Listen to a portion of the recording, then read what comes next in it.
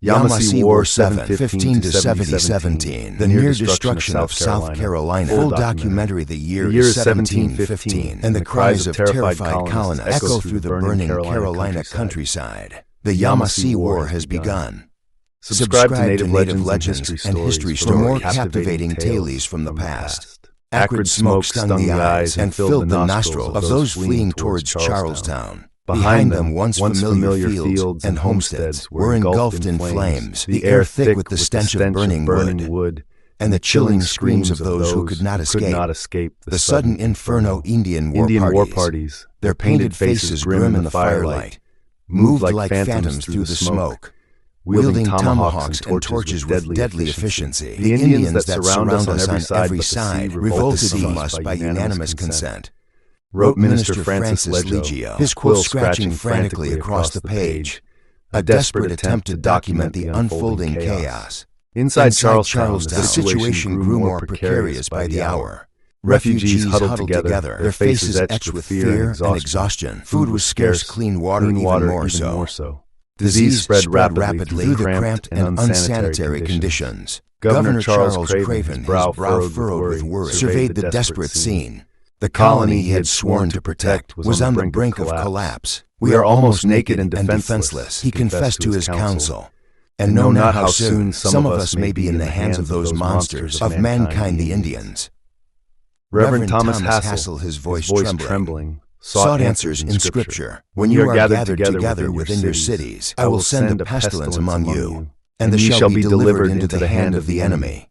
He read aloud from Leviticus, his words fueling the fear that gripped the hearts of the colonists. Yet this war, as with many conflicts throughout history, had not been inevitable for decades. For decades, a tenuous peace had reigned between the colony and the native tribes. Trade had been the lifeblood of their coexistence, with deerskins flowing from the forests into the hands of eager colonists, exchanged for European tools, weapons, and trinkets. The native tribes, in turn, served as a protective barrier against common enemies. The Spanish lurking to the south, the French encroaching from the west, and the tribes further inland, who were often the target of brutal slave raids. South Carolina, founded in 1670 with dreams of plantation riches, initially faced a harsh reality. It took decades for the colony to establish rice and indigo as profitable crops. In the meantime, they relied on exports of cattle, hogs, and the ubiquitous deerskins. Tragically, they also relied on the trade of Indian slaves. Deerskins, also known as buckskins, were so central to the early Carolina economy that they were used as currency. $5 for that fine knife a trapper might barter, or $10 for a warm winter coat. A colonist might offer the term buck. The term buck eventually became shorthand for the dollar we use today. Ironically, the Lord Proprietors, the 8 aristocrats who governed the colony, had expressly forbidden the Indian slave trade, recognizing the inherent danger it posed. However, the vast distance separating the colony from its rulers, and the relentless pursuit of profit, led to lax enforcement. Wealthy colonists, known as the Goose Creek Men, saw an opportunity to exploit this. They actively encouraged tribes like the Yamasee to participate in slave raids, offering guns, powder, and other valuable European goods in exchange for captured natives. The Yamasee, unlike many of the more established tribes in the region, were relative newcomers. A composite people thrown together by circumstance is how writer Scott Weidenzel described them. A blend of various displaced groups who had coalesced into a distinct tribal identity.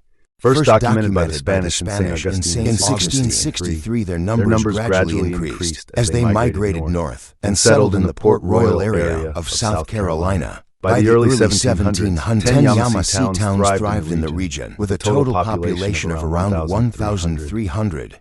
During this period, South Carolina established a network of trading, sending traders to live amongst the Yamasee Creek, Chickasaw, Cherokee, Catawba, and other tribes for a time. These trade relationships fostered a sense of peaceful coexistence. The Yamasee even allied with South Carolina in earlier conflicts, their warriors fighting alongside the colonists. Thomas Nairn, the colony's Indian agent, famously declared in 1710 that all of the Indians within 700 miles of Charlestown had been made English subjects. However, this seemingly harmonious relationship masked a growing tension. The insidious problem of escalating debt. Unscrupulous colonial traders readily extended credit to the Yamasee and other tribes, allowing them to purchase goods in anticipation of future payment, typically in the form of deerskins. This system worked well as long as deerskins remained plentiful. However, a decade of overhunting had taken its toll, and the deer population dwindled, making it increasingly difficult for the Yamasee to meet their obligations. By 1711, the Yamasee faced a staggering collective debt of over 100,000 deerskins, a sum greater than the colony's typical annual export. Desperate to recoup their losses, the colonial authorities pushed the already active Indian slave trade into overdrive.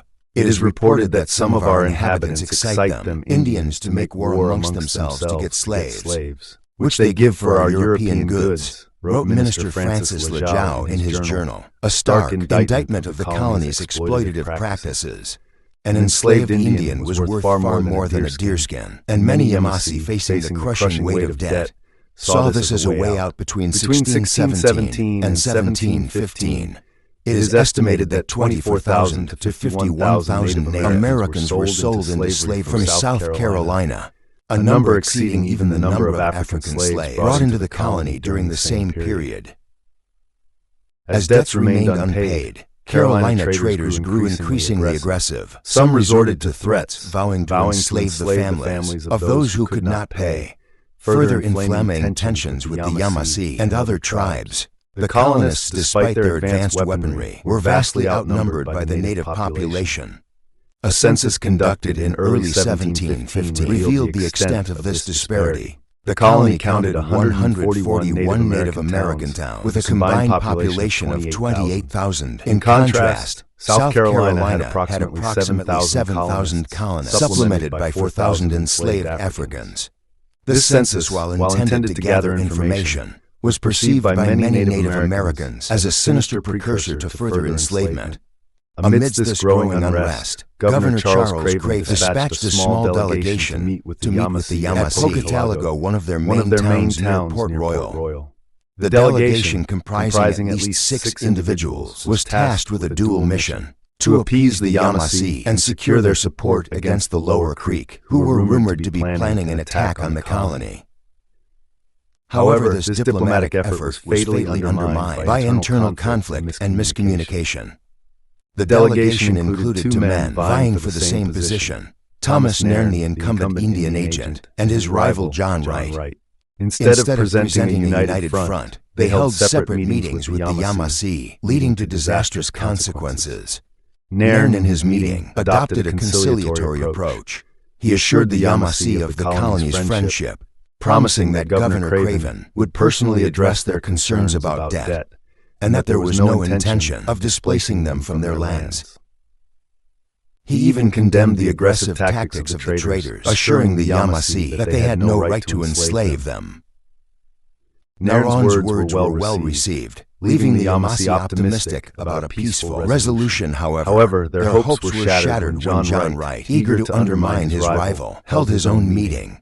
Instead of building on Nairn's success, Wright adopted a confrontational stance, threatening the Yamasee and insulting their pride. This schizophrenic policy, as historian William L. Ramsey termed it, left the Yamasee bewildered and suspicious. They debated late into the night, uncertain of the colony's true intentions. By daybreak, they had reached a decision. The war paint came out at dawn. At dawn, their terrible war whoop was heard, and a great multitude was seen, whose faces and several other parts of their bodies were painted with red and black streaks, resembling devils come out of hell, wrote a horrified colonist. It is usually in this guise that they appear in war.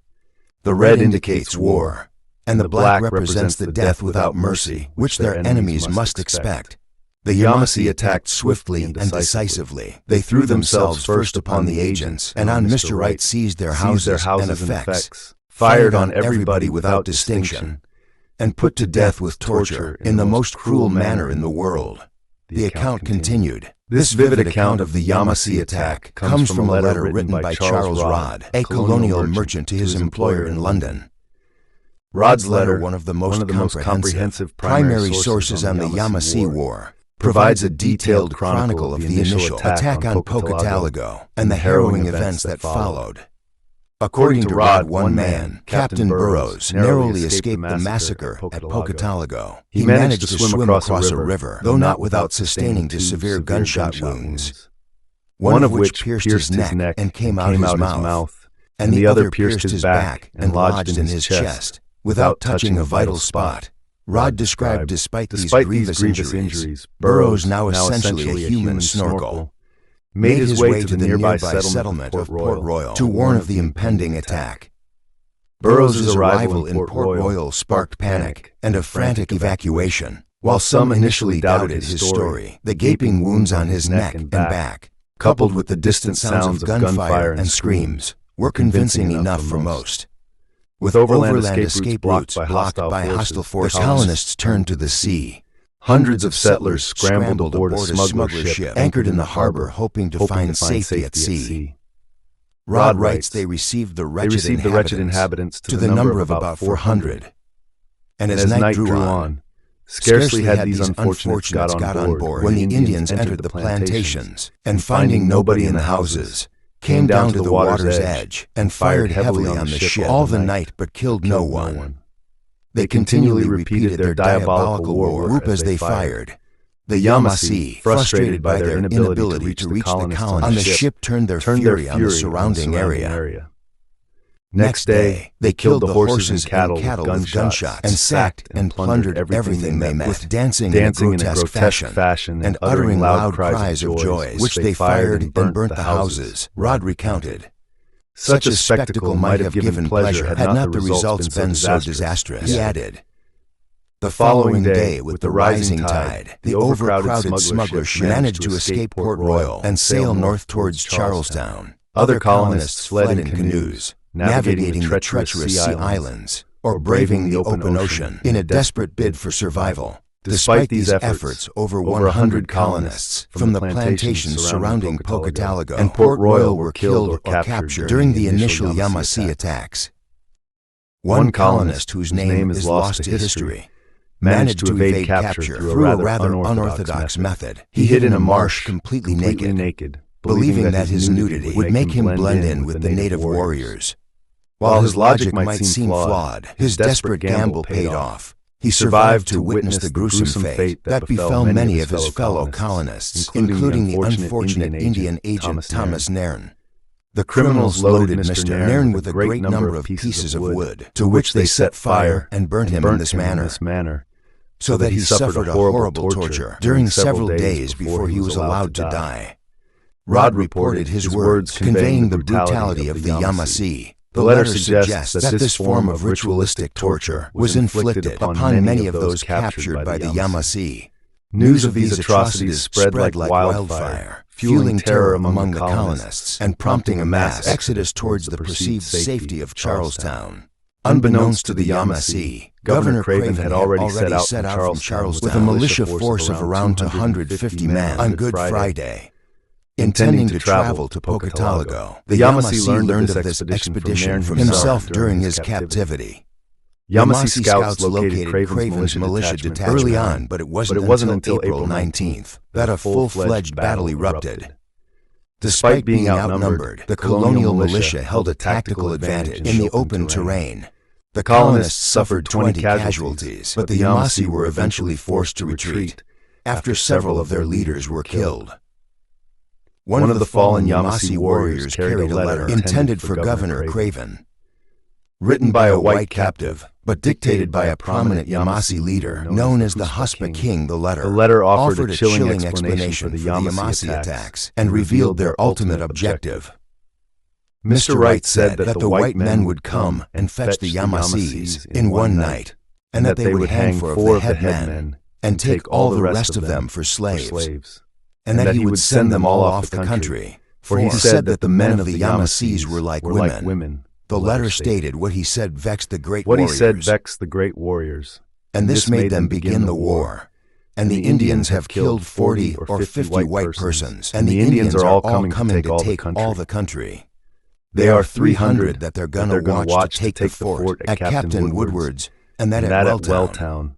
For in short, all of the Indians upon the main are coming, and they say that the white people will not be a handful for them. The Yamasee's intention was clear, the complete annihilation of the colony. While revealing their troop numbers and planned targets might seem strategically unsound, it undeniably heightened the sense of dread among the colonists. With 300 warriors, the Yamasee alone posed a significant threat. But the true danger lay in the potential for a widespread native uprising. The intercepted letter ominously declared that all the Indians upon the main are coming. While not quite on the scale of the Battle of Little Bighorn, the prospect of facing a united Indigenous force was undoubtedly terrifying for the outnumbered colonists. The initial meeting with the Yamasee at Pocatalago, which ultimately triggered the war, had been prompted by rumors of an impending attack by other tribes, particularly the Lower Creek. The Yamasee's grievances, crippling debt, loss of hunting grounds, fear of enslavement, and the abusive behavior of traders resonated with many other tribes in the region. The Yamasee's decisive action served as a catalyst, emboldening other tribes to take up arms against the colonists. In the weeks that followed, the South Carolina backcountry descended into chaos. The approximately 100 traders who had been living among the various tribes became prime targets. 90 of them were killed, and the few who survived did so by a hair's breadth. The Lower Creek, Cherokee, Catawba, and Chickasaw were among the tribes that participated in the widespread attacks on traders. A study by the University of South Carolina suggests that the targeted killing of traders was a deliberate message from the Native Americans, signaling that mere promises of reform from the English were no longer sufficient. The killing of the traders represented a decisive severing of ties, a declaration that existing alliances were null and void. It was a forceful call for the English to acknowledge the need for a complete reset in their relationship with the native tribes. By early May, news of these killings reached Charlestown, further escalating the panic. Colonists from the south and the backcountry had already flooded into the city, seeking refuge from the escalating violence. Within Charlestown's walls, the refugees braced themselves for the inevitable attacks as tribes like the Catawba formally declared war on the colony. On May 14th, the raids began in earnest, targeting plantations around Charlestown. These attacks would persist relentlessly for the next 2 months.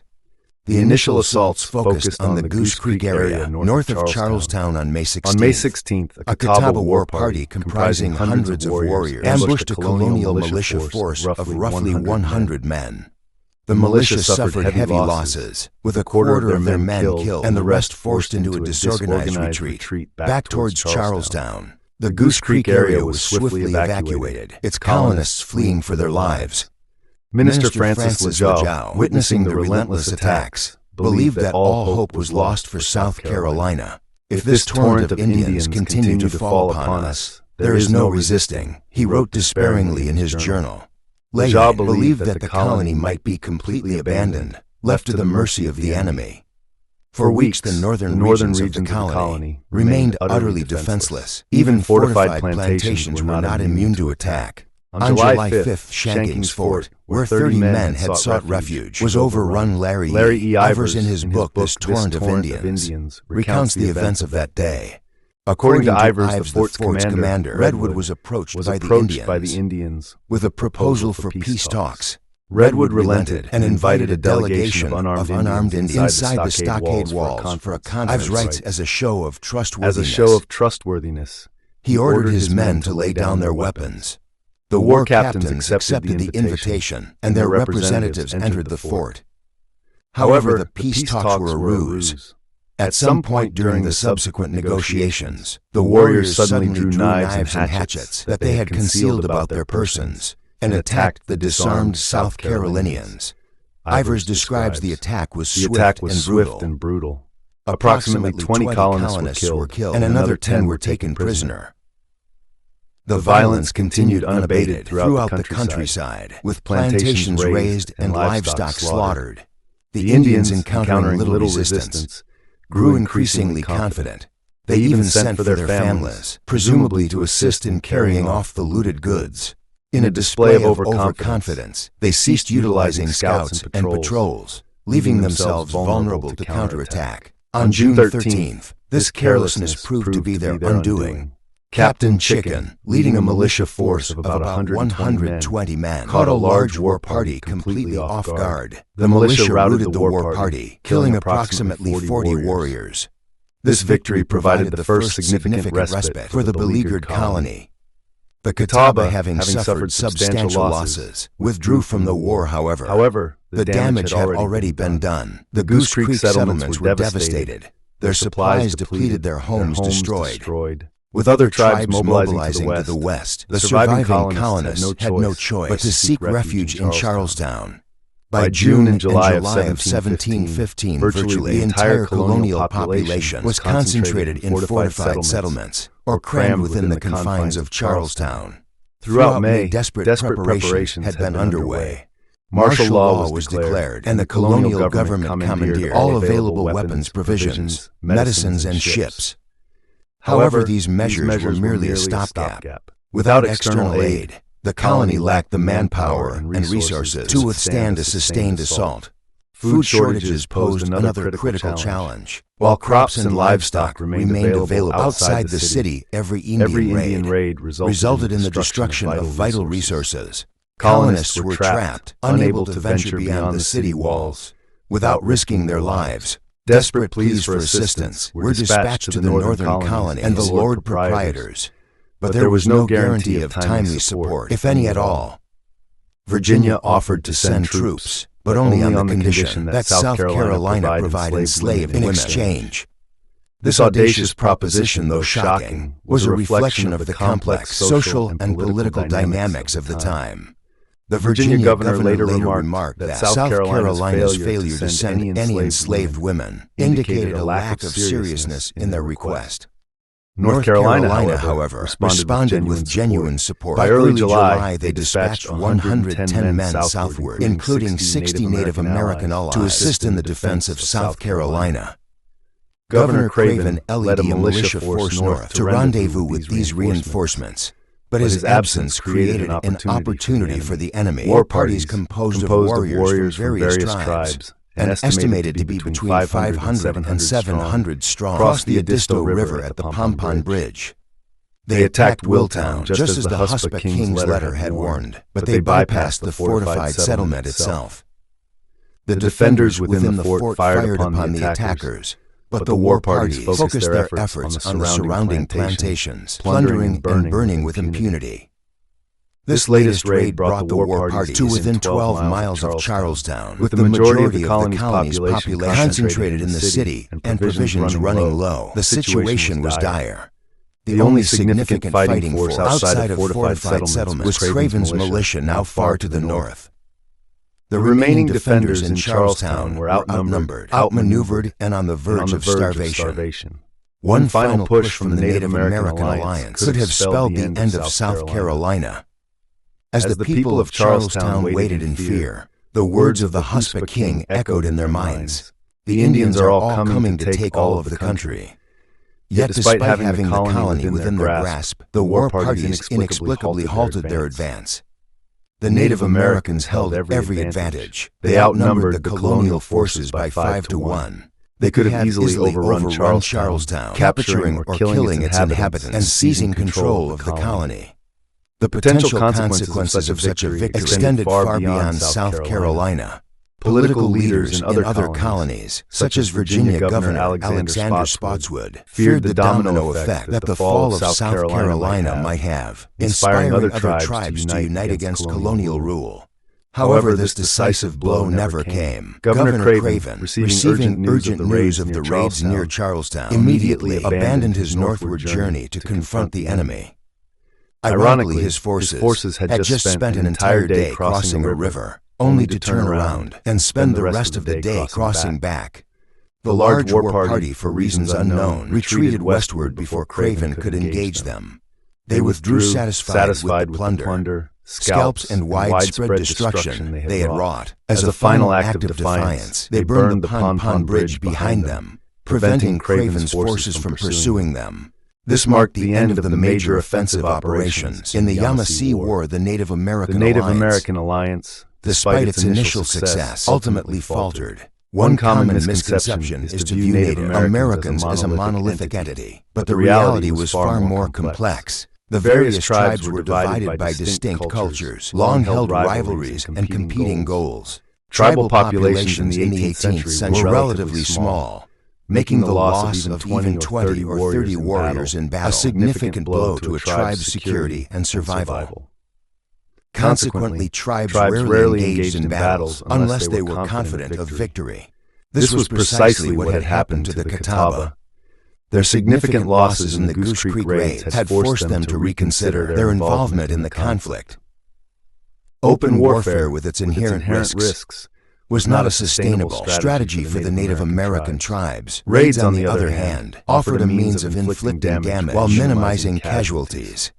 The Yamasee War would drag on for another 3 years, but after the Western raids in July of 1715, the colony of South Carolina was again in imminent danger of collapse.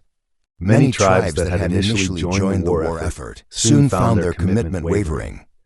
Several factors contributed to this shift in allegiance. Old rivalries resurfaced, and the lure of trade with the Europeans proved difficult to resist. The Cherokee, for example, who had allied with the Catawba in the northern raids, were also rivals of the Creek. While temporary cooperation against the colonists might have been beneficial, the long-standing animosity between these tribes, coupled with the desire to maintain access to European trade goods, ultimately outweighed their shared grievances against the colonists. Furthermore, the Native American war effort was hampered by supply shortages, guns and gunpowder, essential for waging war against the well-armed colonists, became increasingly scarce. Some tribes, recognizing their dependence on these European goods, chose to switch sides, aligning themselves with the colony in exchange for continued access to vital supplies. The colony, now facing the very real threat of annihilation, adopted a more conciliatory stance towards the Native Americans, recognizing the urgent need for allies. This shift in attitude, coupled with the expulsion of the Yamasee, created opportunities for other tribes to forge new alliances and secure advantageous trading partnerships. The Catawba, for example, who had inflicted significant casualties on the colony north of Charleston, saw the Yamasee's expulsion as a chance to become the colony's primary trading partner. They seized this opportunity, solidifying their position within the colonial system. Meanwhile, shipments of much-needed firearms arrived from Virginia and Boston, bolstering the colonists' confidence and their ability to defend themselves.